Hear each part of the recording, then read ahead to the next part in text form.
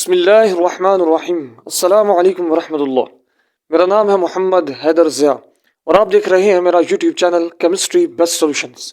Students, आज के इस वीडियो लेक्चर में हम डिस्कस करेंगे डायमंड में जितने भी कार्बन एटम्स हैं उनकी हाइब्रिडाइजेशन और शेप के बारे में। तो चलिए मौजू की इब्तिदा करते हैं। जैसा कि आप बोर्ड पर देख सकते हैं, मैंने आपके सामने डायमंड जो है उसका जो स्ट्रक्चर है उसका एक स्पेसिफिक पोर्शन आपके सामने मैंने ड्रॉ कर रखा है। अगर आप इस स्पेसिफिक पोर्शन पर गौर करें तो यहाँ पर सेंटर में आपको कार्बन नजर आएगा और उस कार्बन के गिर्द चार आपको सराउंडिंग कार्बन अटैच नजर आएंगे जिन्होंने सेंट्रल कार्बन के साथ सिंगल कोवेलेंट बॉन्ड्स की फॉर्मेशन की हुई है। अभी हम सबसे पहले ये जो total number of single covalent bonds हैं इनको देखते हैं। इस सेंट्रल कार्बन की अगर हाइब्रिडाइजेशन निकालनी है तो उसके सराउंडिंग में अटैच जितने कार्बन हैं चेक करना पड़ेगा उनके साथ इस सेंट्रल कार्बन ने कितने सिग्मा बॉन्ड्स बनाए हैं। तो एक sigma covalent bond central carbon का इस कार्बन के साथ है, एक सिग्मा कोवेलेंट बॉन्ड इसके साथ है, तीसरा इसके साथ है और चौथा इसके साथ। तो टोटल 4 सिग्मा कोवेलेंट बॉन्ड्स या सिंगल कोवेलेंट बॉन्ड्स यहाँ पर मौजूद हैं। अब जैसा कि मैंने आपको बताया था, हाइब्रिडाइजेशन निकालने के लिए हम लोगों ने एक कॉन्सेप्ट पढ़ा था कि आपने सेंट्रल एटम पर मौजूद जो लोन पेयर्स हैं उन्हें और उसने जितने सिग्मा कोवेलेंट बॉन्ड्स बनाए हैं उन्हें हम लोगों ने काउंट करना है, उन्हें आपस में हमने जमा करना है। तो उसके रिजल्ट में एक स्टेरिक नंबर आएगा, वो डिसाइड करेगा कि उस सेंट्रल एटम की हाइब्रिडाइजेशन उस टाइम पर क्या है। अगर मैं इस कार्बन पर गौर करूं तो इस पर कोई लोन पेयर मौजूद नहीं है। इसने 4 सराउंडिंग कार्बन एटम्स के साथ सिर्फ 4 सिंगल कोवेलेंट बॉन्ड्स बनाए हैं और चारों के चारों सिग्मा है।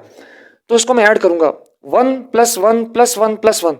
तो मेरे पास स्टूडेंट्स जो स्टेरिक नंबर है वो आ रहा है 4, विच मीन्स के सेंट्रल कार्बन एटम की जो हाइब्रिडाइजेशन है वो है स्टूडेंट्स sp3। अब जैसा कि आप लोगों ने पढ़ा था कि जब मेरा कोई भी सेंट्रल एटम sp3 हाइब्रिडाइजेशन में जाता है तो वो हमें टेट्राहेड्रल ज्योमेट्री देता है। तो आप देख सकते हैं इस कार्बन की सराउंडिंग में जो कार्बन अटैच है उनके साथ ये टेट्राहेड्रल मैनर में अरेंज है। तो यहां पर हमारे पास शेप जो है इस क्रिस्टल की वो होगी टेट्राहेड्रल शेप। अब डायमंड में आपने याद रखना है कार्बन एक मौजूद नहीं होता, कार्बन बिलियंस में होते हैं और ये लातादाद होते हैं, अरबहा खरबहा एटम्स होते हैं कार्बन के मौजूद होते हैं। मैंने जस्ट उस पूरे के पूरे इंटायर क्रिस्टल में एक स्पेसिफिक पोर्शन का जो इमेज है आपके सामने ड्रॉ की है और इस सेंट्रल कार्बन की हाइब्रिडाइजेशन और शेप बताई है। अब होगा इस तरह, ये जो कार्बन आपको नजर आ रहा है ये फर्दर 3 एटमों से जुड़ा होगा, ये कार्बन फर्दर आगे जो 3 कार्बन है उनसे जुड़ा होगा, ये कार्बन भी फर्दर 3 कार्बन से जुड़ा होगा और ये कार्बन भी फर्दर 3 कार्बन एटमों से जुड़ा होगा। तो हर एटम की जो हाइब्रिडाइजेशन होगी वो sp3 होगी और हर carbon atom tetrahedral shape surrounding carbon atoms के साथ जाहिर कर रहा होगा। तो ओवरऑल पूरे के पूरे इंटायर क्रिस्टल की जो शेप होगी वो भी आपको टेट्राहेड्रल नजर आएगी। तो मैं उम्मीद करता हूँ स्टूडेंट्स आपको आज का वीडियो लेक्चर पसंद आया होगा। मजीद इस तरह की इन्फॉर्मेटिव वीडियोस हासिल करने के लिए हमारे इस YouTube channel chemistry best solutions के साथ जुड़े रहें। हमारे इस चैनल को ज़्यादा से ज़्यादा शेयर और सब्सक्राइब करें ताकि आने वाली नई और इन्फॉर्मेटिव वीडियोस बर वक्त आप तक पहुँच सकें।